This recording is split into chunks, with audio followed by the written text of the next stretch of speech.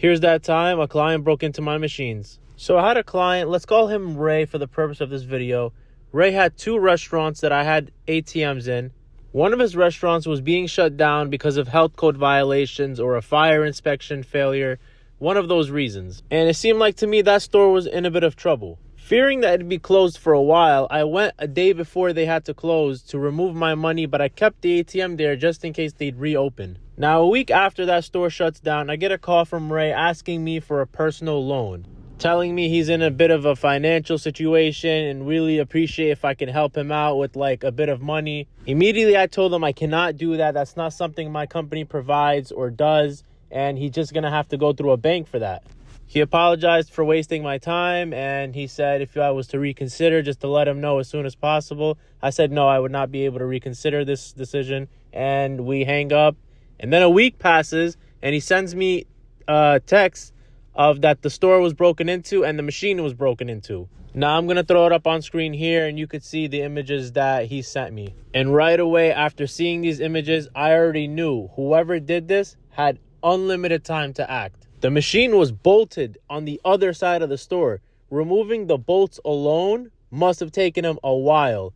Also, this type of damage is not easy to do in a short amount of time.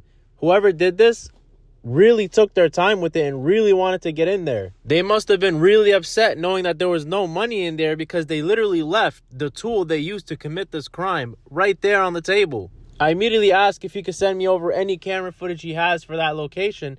And he says, sorry, man, the store's been closed for a week. I unplugged everything. There's no footage at all here. Now, I did open an investigation in this town for this incident. Now, unfortunately, the police couldn't find anything due to the lack of surveillance footage and evidence.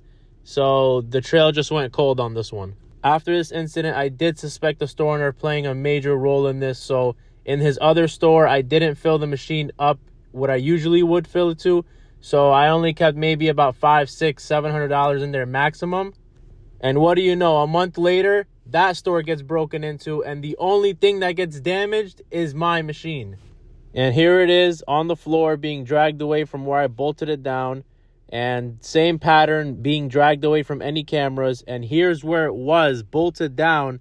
And someone really took their time with this. Again, at this location, it was about $400 in the machine that I lost, and about $2,000 for the machine itself in damages. Now, to this day, I'm still in an open investigation for both the ATMs that were broken into, with Ray being the prime suspect. If anything new develops in this story, I'll definitely make a video about it, so subscribe, and I'll see you guys in the next one.